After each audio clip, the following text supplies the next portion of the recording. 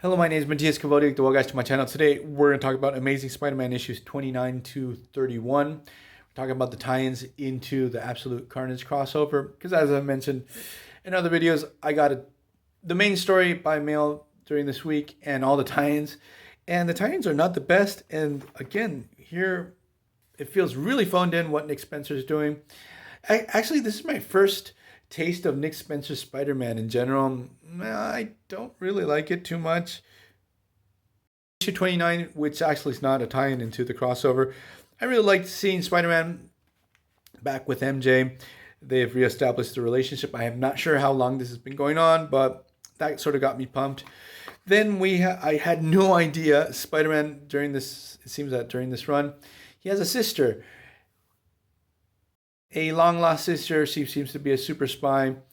Her name's Teresa. And I just really felt like she's a character that's going to be retconned away. I don't know nothing about her. Like, I will go back and read up about her and see where she comes from. Maybe I might be wrong. She might be a super cool character. But, like, the first time I saw her, I immediately said, like, she's going to get retconned away. So, Teresa asks, I say it in Spanish, it's Teresa, asks Peter to help her, associate of hers, also a spy, has gone missing, and she needs his help. He's been captured by the chameleon. So we get basically a one-shot issue where we have Spidey teaming up with her sister. For some reason, she got falcon wings. Again, I know nothing about this character. She might be super cool. I might just prejudging her wrongly, but I like the angle of the story that we've seen. Like, if you read Spider-Man, you've seen a million times that Mary Jane is actually waiting for Spider-Man. She has to go to a flight, but she wants to say goodbye to Spidey before she has to leave. Spidey obviously is late because he's doing Spidey things. So the whole angle that being a superhero has a very heavy cost on your personal life, so on and so forth. So it's okay. Like the end of the story that we have, like, it seems that Spidey was going to propose to MJ. It's good.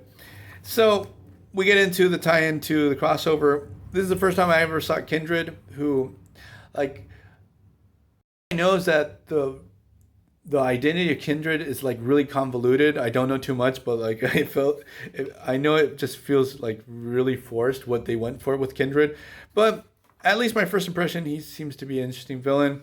He's talking to Norman Osborn in the cell, but it just doesn't make sense how he's in the cell because there's a tie-in into the Absolute Carnage where at this moment he's Carnage and he thinks it's Cletus Cassidy.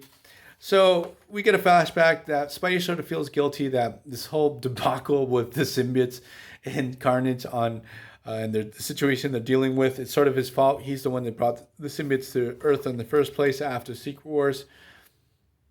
He's trying to keep Normie and Dylan safe, especially Normie, because as I mentioned in previous videos, everyone that used a symbiote at one moment has a remnant of the symbiote in their spine. It's called a codex. Carnage is trying to find all the codexes possible to be able to contact and join the hive mind with Null and make Null come to Earth. So basically it's two issues. Spider-Man fighting against Norman Osborn, who thinks he's Cletus Cassidy. And actually this whole battle takes place within the pages of the crossover itself. It's 2 pages. It's just, in 2 pages it tells what Nick Spencer takes 2 issues. Like, you get these tedious flashbacks of Norman Osborn and his relationship with Spider-Man, and Harry Osborn and his drug addiction, and back to Kindred, and Kindred seems to have some personal relationship with Norman Osborn and Spider-Man. It's just, everything's really complicated. But these 2 tie-ins, 30 and 31, are not good at all. Everything they have to tell, it's told within the crossover itself in 2 pages. It's a waste of time. So that's all I can say. It's a real shame. I will backtrack and try to read Spencer's run completely, so maybe I can appreciate what he's doing on the Spider-Man series and read the whole thing. But that aside, these issues in particular are not the best. So see you guys next time. Bye.